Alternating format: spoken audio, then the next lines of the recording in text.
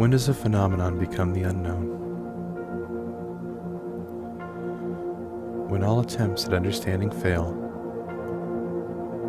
and those who thirst for knowledge and understanding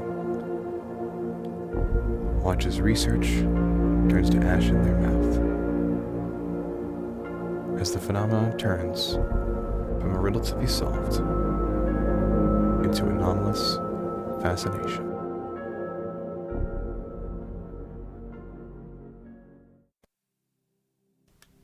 Hello, friends.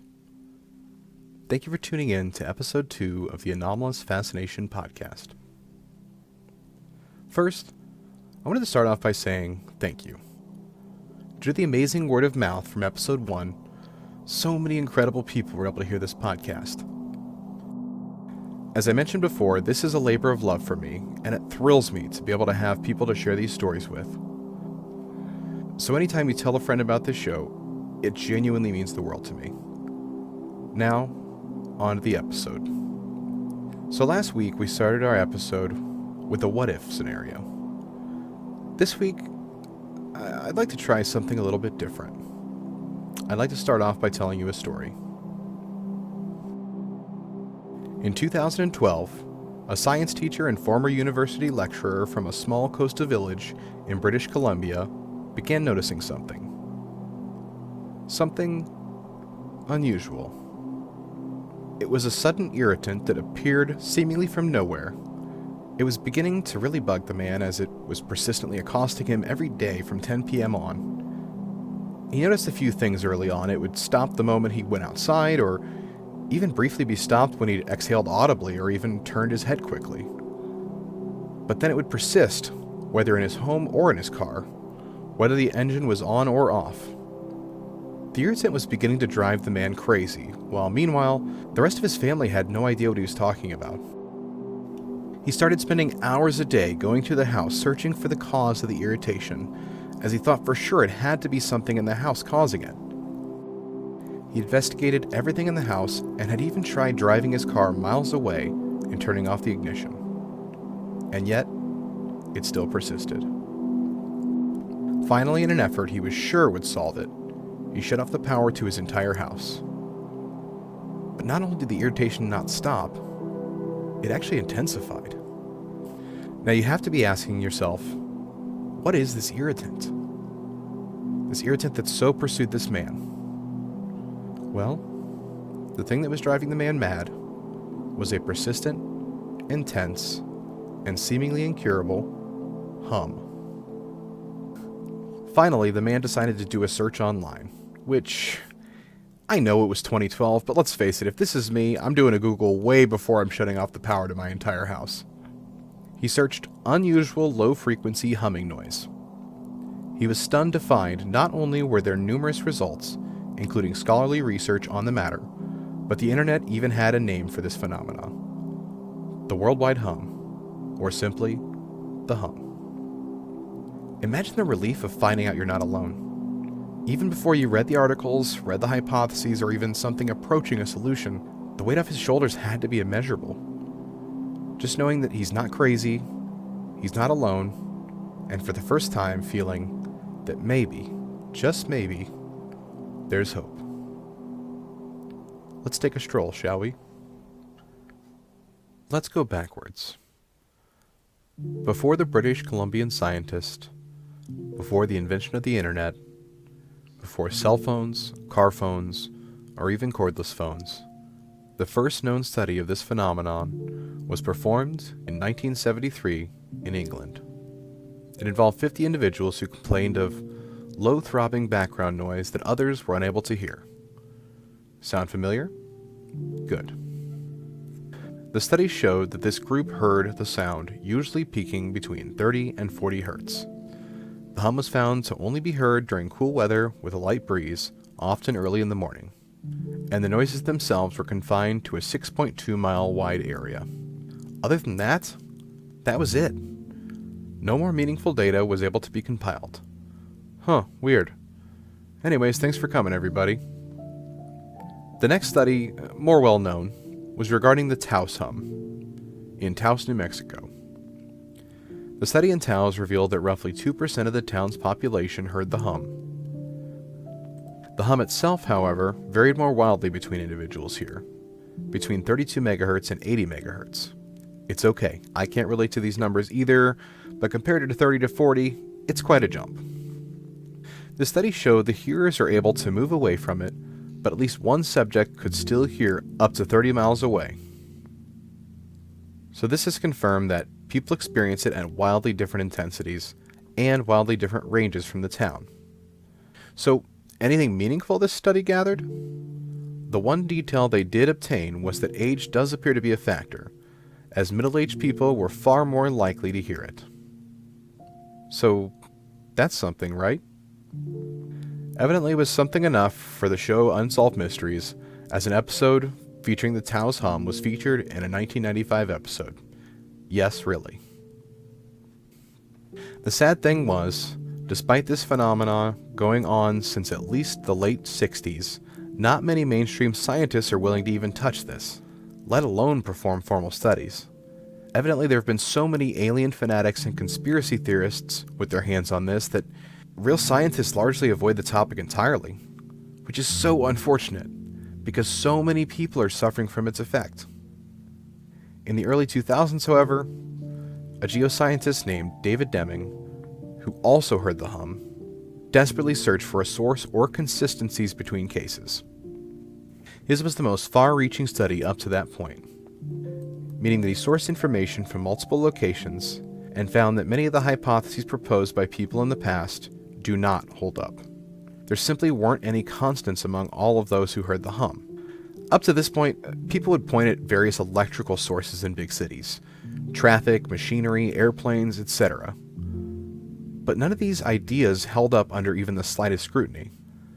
Not only would none of these provide the described humming sound, but this also assumes that only people in large cities are affected, which was immediately dismissed by Deming. Just when it seemed that Deming was running out of road, our friend from British Columbia, Glenn McPherson, came onto the scene. You didn't think I forgot about him, did you? Now to briefly break from the history lesson, let's briefly discuss what exactly this hum is. The best description found for the hum is that it sounds like a truck engine idling. And I threw out some megahertz numbers and such before, but what is the hum like to people who experience it? Well, as mentioned, it varies. For many it can start and stop suddenly, some it goes away slowly over time, but for many others the hum is loud, constant, and can throw their entire lives into disarray. The first known documentation of the hum was in the 1960s in Bristol, England, before finally appearing in the United States in the late 1980s. Now back to McPherson. After finding the works and research by Deming, he started reading everything Deming had written, researched, compiled, etc. Deming's papers discussed 4 of the most common hypotheses for the hum. Number 1. Many have pointed to the electrical grid or cell phone towers. Interesting, well, except cell phone towers didn't exist in the 1960s, and any frequency from either of those would easily be blocked by a metal enclosure, which it simply didn't. Number 2. Mass hysteria. Yes, perhaps a psychological phenomenon where rumor and collective delusions lead to physical ailments, which has been known to occur throughout history. However, as shown in the example of McPherson, he had no idea anyone else had this, or that this was a phenomenon. And the same thing with numerous others, who only learned about others having it after searching for it via the internet. So that one's out too. Number 3. High Frequency Active Auroral Research Program, or HAARP. Yes, that's right. A military facility in Alaska caused all of it. Just kidding. Evidently, this compound uses radio waves to study outer space for testing advanced communication techniques. Deming researched but found no evidence that this could be related. But, something to consider, evidently many conspiracy theorists believe this facility is responsible for controlling the weather and, of course, mind control. So, there's that. And finally, number 4, the quote-unquote answer that Deming eventually landed on as the most likely culprit was very low frequency, VLF, radio waves. Essentially, radio waves are transmitted all over the world in order to communicate with submerged submarines. It made sense. Timing lines up, it's a very low frequency, It only made sense that some would be sensitive to it. Well, McPherson quickly discovered that this hypothesis didn't have legs. After creating a large black box designed to shield out all such radio frequencies, he then found that once he entered, it was actually louder. And then another scientist, James Lynn, from the University of Illinois, go Illini, also states that his hypothesis is a non-starter, because the only way a human could hear that type of frequency is if it was pulsed, which is highly unlikely, and even if it was likely, it would not match the steady, loud, long sound people experience from the hum. McPherson has continued his research and has been presented with many theories regarding different types of urban pollution, furnaces, air ducts, mining, highways, none of which stood up to any scrutiny. So I suppose you know what I'm going to tell you then, huh? In the year this is being recorded, 2020, there is still no explanation for the hum. Nothing that even comes close, in fact. McPherson's research continues, but what a crazy world. A phenomena once thought to be on a few countries has since become known as a worldwide phenomena. So, is there any solace in this story of the unknown? Stay tuned after this short break to hear the end of the story. Remember when we first started and I told you how great it must have been for McPherson to go online and immediately realize that he wasn't alone, and maybe there was hope? Back in 2012, where the story began, after discovering that he wasn't alone, McPherson created the World Hum Map and Database Project. This map and database is a publicly viewable and editable document which allows those victimized by the hum to anonymously submit information about their experience with the hum, and most importantly, their location. By the year 2016, over 10,000 people had marked their location and told their story. I could not find the exact figures in 2020, but I can tell you from glancing at the map, it is far more than 10,000 now. Not only has McPherson brought the hum into the forefront and provided it with a face that is scientific and helpful, rather than the mad ramblings of conspiracy theorists, but he helped tens of thousands of people across the world. In fact, he still does.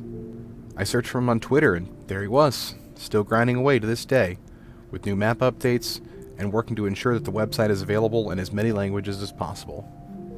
Listen, McPherson could have just gotten online, saw there was no solution, and given up, just accepting that this was his lot in life. But instead, he decided to make it his job to help, not only in the research and studies he has compiled, but with this incredible map and database. So in the end, I guess, things came full circle. Now every time someone is at their wit's end, ready to give up, and they search unusual low-frequency humming noise, they immediately see the link to this map, showing that people on 6 out of 7 continents have experienced this. Sorry, Antarctica. And for once, these previously downtrodden people can see they're not alone, and there is hope. Thank you all again so much for listening. Please check out the podcast on Twitter at AnomalyPod, and please hop on Apple Podcasts and leave a nice 5-star rating and review. It goes a long way to helping the podcast reach new audiences. The links for the music and source material is in the show notes.